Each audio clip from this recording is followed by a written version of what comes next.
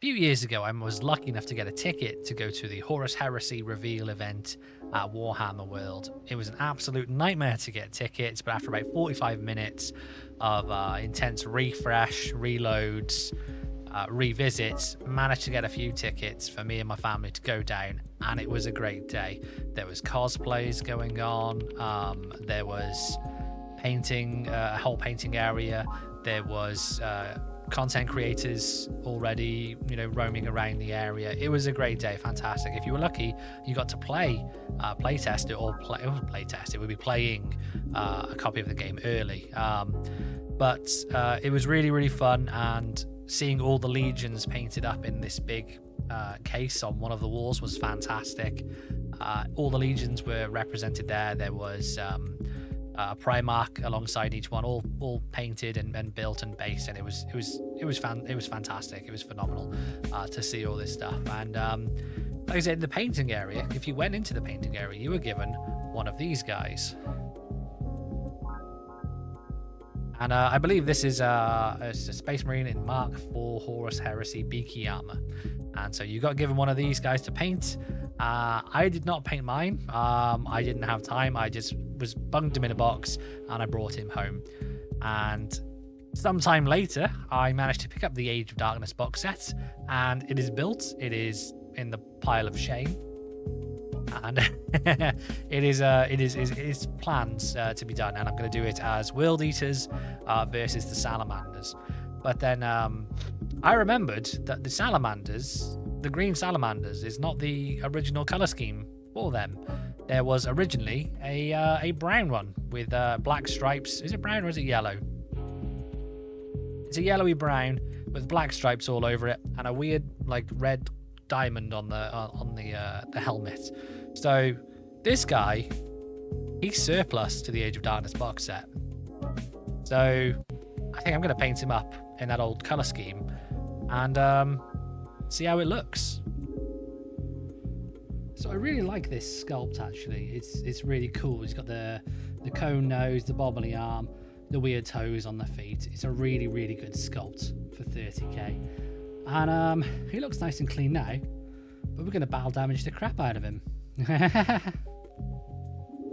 the first thing I'm going to do, I'm going to take the back of my knife and I'm just going to scrape away some mold lines. Always use the back. I do. You don't cut it. You give him a little kiss better. You don't cut yourself. You don't cut the model. Then using a hobby drill, I drill out the barrel of the bolt gun. Drilled out barrels make your models look 100 times better. I recommend practicing on a couple of bolt guns or other guns you might have on sprue, just so you don't shear off the end of the barrel. Just takes a few attempts to to get it right, and it looks 100% better. Using the same drill bits, I make some impact craters on his shoulders. I just think he's going to be battle damaged, so let's stick some bullet holes in him. I'm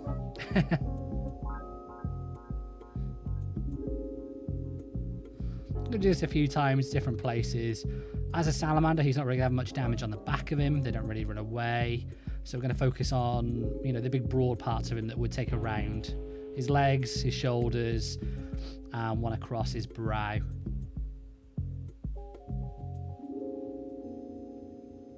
Using a hobby knife, I shear off some of these knobbly bobblies, kind of in the same direction, just to indicate that they've been worn down. He's been in a fight.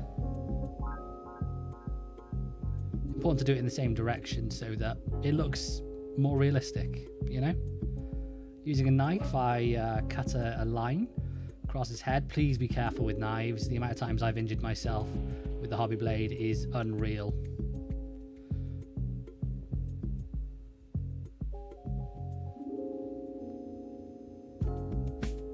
Okay, once that's done, he looks suitably battle damaged with the drill and the knife. We're going to start using some texture paint to really get some grit on him. And the first one we're starting with is Typhus Corrosion. Corrosion. It's a nice textured sandy paint that's quite thin, gives a nice rusty effect if you put it on metal like I'm doing now. So just on the gun, the back radiator, and I think that's about all I'll do with that. We're going to move on now to a Grelin Earth, which is a nice crackling paint. So using this quite thickly gives nice deep cracks. Using it thinly gives you smaller cracks. I recommend trying it on some flat surfaces, maybe on a couple of spare bases, and just play around with it and see what you think. I really like it. It gives this a really nice cracking effect we're going to see later on when we get to the painting stage. So I'm just applying this, a few areas. Now we're doing yellow, but I found that working with brown gives you a nice yellow contrast. It gives you a nice yellow even. It's a lot better than using contrast paints, and Mournfang Brown is a nice rich chocolatey brown. As you can see, it's going to be a good base for our yellow. And for our yellow, we're going to be using Balor Brown. And at the minute, it looks very Imperial Fisty, doesn't it? So we're going to move away from that. But Balor Brown is a nice yellowy yellow. Nice yellowy yellow? Nice yellowy brown. And we're going to build that colour up. So here he is after 2 layers. And already it's looking very, very nice. Very yellow. And then we're going to go up to Zemesi Desert. And I didn't film this part because I'm an idiot. But here he is after 2 layers of Zemesi Desert. And this is a nice punchy yellow.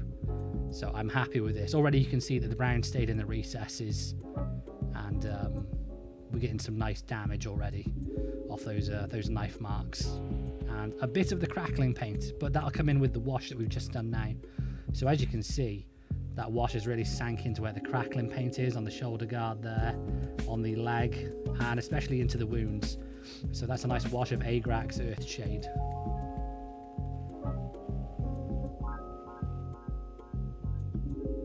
Now using Mechanicus Standard Grey, we're going to get in all the rivets there and do his undersuit. I'm not sure what this is called, but all the joints where his knees, his butt crack, and his elbows are. And then once that's done, we're going to give that a heavy wash with Nuln Oil. Now, to do the black bits on this, so he has black feet, a black chest plate, and his backpack is black as well. We're going to use Chardonite Granite, because Chardon Granite, I feel, it's better than the black paint, the Abdon Black. I prefer the colour of this. You can't get this anymore, unfortunately, unless you find it in, yard sales, car boots, online auctions of old paints and stuff. It's one of my favourite colours. It's a nice browny grey black, and just applying that to his chest, his feet, and his backpack there. And then we're going to use the same colour again. Oh, doesn't it look good though? We're going to use the same colour again to do the stripes on the yellow. Now, I was very gently, I'm not good at freehand, I was very gently dragging my paintbrush across thin stripes, and we're going to thicken those out because at the minute it looks kind of rubbish, We're just plotting out the path. We're going to take all curves, loops, a couple of M shapes on there.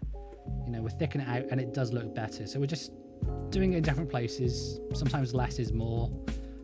Here's his little booty cheeks. Because we've got to have a sense of humour about these things, haven't we? And just gradually adding more and more lines into places that we think we need, but not too much, And I'm happy with this amount here. This is where we've landed. And already, I think he looks really, really good. He no longer looks like that Imperial Fist. He looks like the Badab colour scheme. And I really like it. So what we're going to do now is we're going to take our Mournfang Brown again, and we're going to go over that Typhus Corrosion and all the metals that we see. Because I like a rusted effect. Already this guy's looking, battered, so it would make sense that his equipment's battered. I'm not sure how fast a rust sets in real life. But I know the Badab War took place over 12 years. So it would make sense that, your gear's going to wear down and rust. You're not going to be able to resupply that easily. So we're just going everywhere that we put the Typhus Corrosion and all the metals. The metals. This is the 3rd time I've tried to do this recording. Now, using a dry brush and some metallic paint, I think using lead belcher in this, just going to go over the metals there, just trying to leave as much of that brown intact as we can, but definitely give it the metallic sheen over it so you get this nicer rust effect. And there we go. I've gone back over with some greys in some areas to do like the straps, a little highlight on the joints there, and I put Chardon Granite on the gun casing as well. Again, because I prefer it over the black. Now this looks really good as is. Now we're we're going to add the red diamond shape as well to the helmet. So start with a straight line down the middle just to get a guide, and then just paint it in with my fist on red straight from the pot.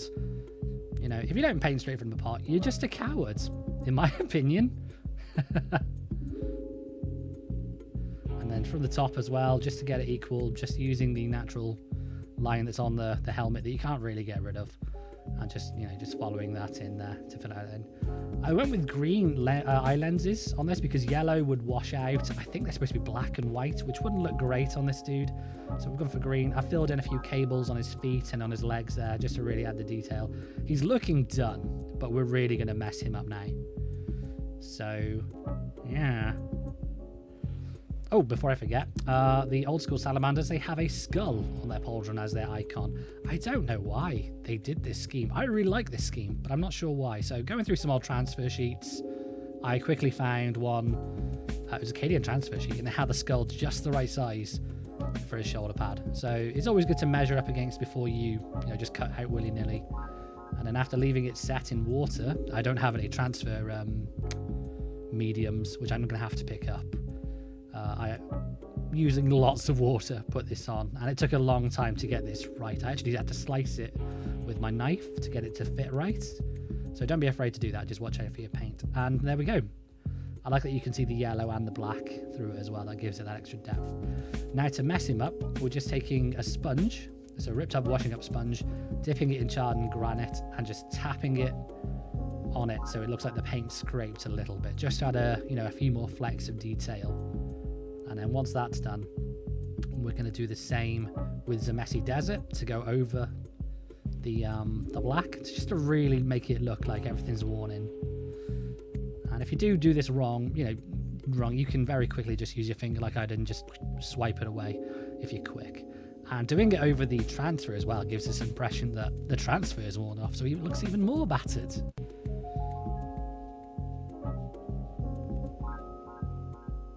So once we've done that with the white and the black, there we go. I think that looks really good as well. I actually used dryad bark on some of the extreme corners just to give it an extra rust look as well. An extra damage look. Sorry. Now, we're going to use streaking grime. Now, be warned, this stuff does smell. And when you're using it, it's best to use odorless spirits. And do it in a ventilated area, because you can get real sick real quick if you don't do that. So make sure you use mineral spirits that don't have an odor. Now the more you put on this, the harder it's going to be to get it all off, and the dirtier it is going to look as well. So a 12-year war, I'm really going to go to town with this on here. I'm not going to completely cover him, but I'm going to do it so you can just about see the yellow underneath. And you've really got to get it in everywhere. Make sure you don't miss anywhere on the model, or you can have weird looks. You leave it half an hour to dry, like this, and then just start wicking away at it. Now, I use an old brush for this, which is best to, because the mineral spirits is going to affect the brush in the future. So don't use this with a brush you're planning to paint with, because it will really mess up whatever you're going to do. So I use mineral spirits in a pot, and then just out of shot I've got water as well, just to clean the brush in between uses, and just gently start to remove the mineral spirits. And you can see there, I actually did spill some there, so make sure you clean that up. But you can see that even if you really go to town, you will get some residue on there. And I use up and down motions on it as well, just to leave it in the crevasses. And there you go. I've added some rust streak as well on there, also from AK Interactive. And he's looking pretty good, but let's see how he does actually look fully completed.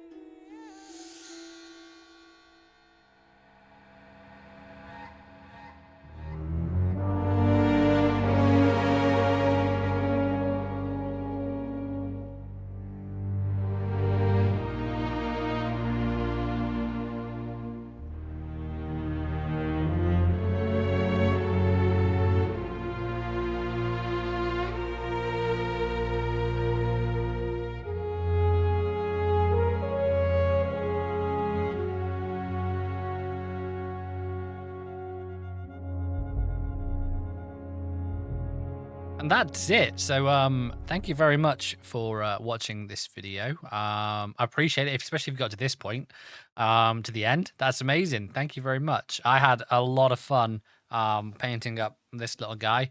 I've just stuck some quick basic materials on there from AK Interactive, and I might stick a tuft of grass or two on there before he gets his photo taken, like it's his first day at school, and put on social media.